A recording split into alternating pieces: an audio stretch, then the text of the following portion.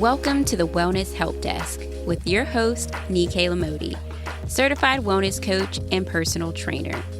A wellness podcast focused on providing practical tips on how to curate a healthy lifestyle uniquely for you, where we discuss wellness hot topics with expert guests and have real candid conversations. It's the one-stop shop you need to get the help you've been looking for. Let's dive in. Welcome to the Wellness Help Desk, episode 2. Today we are talking all about the power of not yet and how it relates to your health and well-being. So I just want to give a little life update since the last episode. I am currently 2 weeks away from starting a whole new journey. I am transitioning to being a digital nomad, and a lot of people have never even heard that word before. They are like, what are you talking about? But basically, I'm going to be traveling full time is what that equates to. And I'm so excited to kick off this new chapter in my life. I even started a brand new Instagram to document the journey and just my learning and all of this. So I'm just trying to record as many podcast episodes as I can in my closet because I know I'm going to be packing up and being in all of these different places, and I don't know what the closet situation is going to be. So I'm trying to record as many podcast episodes right now. So that's kind of where I'm at in my life, the balance of procrastination and taking action, unpacking, throwing things away, donating things to Goodwill, all of that. So that's kind of where I'm at right now in life. So hopefully the next time I check in with you all, I will say that I'm in my first stop on this journey of being a digital nomad. So let's jump right in to today's episode. Have you ever made those vision boards during New Year's Eve? Or around the time of a fresh start, maybe a group of girls got together, it's wine and cheese night or whatever, and you made this vision board.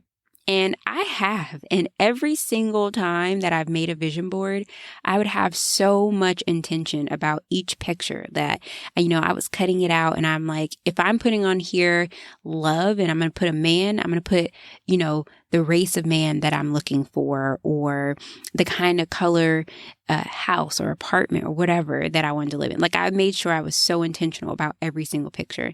And I just had so much belief that it could be totally possible. And so my board from 2020 was my best one yet, hands down. I also made that board in Dubai with my sister and a group of girls. So I think that was part of it, but it was still the best one yet. And I still have it. It lives underneath my bed. So every time I would walk past that board in 2020, I would steal a glance at that vision board throughout the year just to check in and see if I was truly moving toward what was on that board, or if something had happened that I had placed on that board. But why did I make those vision boards in the past? And what was I really hoping to get out of it? So there's this powerful TED Talk done by Dr. Carol S. Dweck, who's also a key player in the study of mindset. And I am obsessed with learning about mindset. So this woman is brilliant. She holds a PhD, and her book on mindset blew my mind and changed my life forever. I discovered it back in 2020 and have never forgotten it. I still reference it to this day. The book is called Mindset, The New Psychology of Success, How We Can Learn to Fulfill Our Potential. And I'll be sure to link in the show notes a link to the book. So in her TED Talk, she discusses the power of yet. And I'll link that TED Talk in the show notes for you as well, so you can go and check it out. So just within this TED Talk, she highlights a lot of things, but 3 things that really stuck out to me were that, 1, she highlights that not yet is a path into the future, and it promotes having a growth mindset. That on the bridge to yet, ensure that your praise is done wisely. So praising not talent or intelligence, but effort, focus, improvement, progress. And lastly, that our neurons, which are in our brain, they form new and stronger connections when we're taught a growth mindset. She highlights so many other things. I really encourage you to go and check it out. But in all of this, this applies to our health and wellness as well. Like, do you not have vision for how you want to feel at your very best? Physically, mentally, emotionally, spiritually? What do you want to be able to do at your absolute best? How safe and confident do you want to feel in your body's ability to heal? Do you imagine life without the hamster wheel of exhaustion and mental fatigue? Establishing a wellness vision is key to the starting point of your success. But I bet you're probably wondering, okay, but why does a wellness vision even matter, Nikkei? Like, I can kind of just picture, I know how I want to feel and be and all of that. But why does it matter to create a wellness vision? Well, one, it allows for you to define wellness for yourself. There are many buzzwords like low-tox, well-being, holistic, and wellness, and everyone interprets these words differently. And so it's important to clarify what it is defined as for you through the wellness vision that you create. For example, defining success. Success is subjective, but our society has led us to believe that it's not. And so your definition of success will be informed by what's important to you, your values, your motivators, and your deepest desires. And it's the same with a wellness vision. The second reason is that you know where you're going. And anything in life that's significant or important to us, we create goals or vision for what we want that to look like or be like. Imagine navigating a healthy lifestyle with a deeper sense of meaning outside of, well, because I know I should, or, so-and-so told me. It provides an end goal that we work toward and take intentional steps in order to arrive where we want to be. Just like when you input an address into the GPS, that address is your end goal, which is the total of the turns you take, the highways and back roads. But all of those were necessary to get to that destination. And lastly, it's important to have a wellness vision because planning, it allows for you to be clear on what to choose, what to change, or what to keep the same. Creating goals becomes easier. So what should your wellness vision produce feelings-wise? Now you know why it's important, but how should you feel about it? What should it spark within you? Well, according to Cooper Ryder and Whitney in an article from 2005, it should produce these 5 elements. Grounded. It should build on the core of who you are and in your current success. Bold. It should stretch you past your comfort zone. And desired, like what you truly want is embodied in that wellness vision. Palpable. You're creating this wellness vision as if it were already true. And using the language I am is key to allow for it to feel palpable. Participatory. It should involve the many factors of your life, environment, people, and the resources around you. It takes a village. So now you know why a wellness vision is important and what it should produce feelings-wise. And now I'm going to share some questions that you can ask yourself in order to start crafting your own wellness vision. So a good place to start is with these following questions.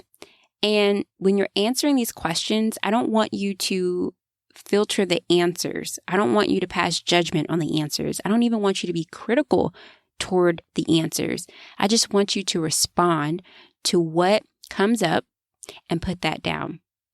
So here are the 5 questions. The first one, what qualities do you most appreciate about yourself? 2, what are you most proud of?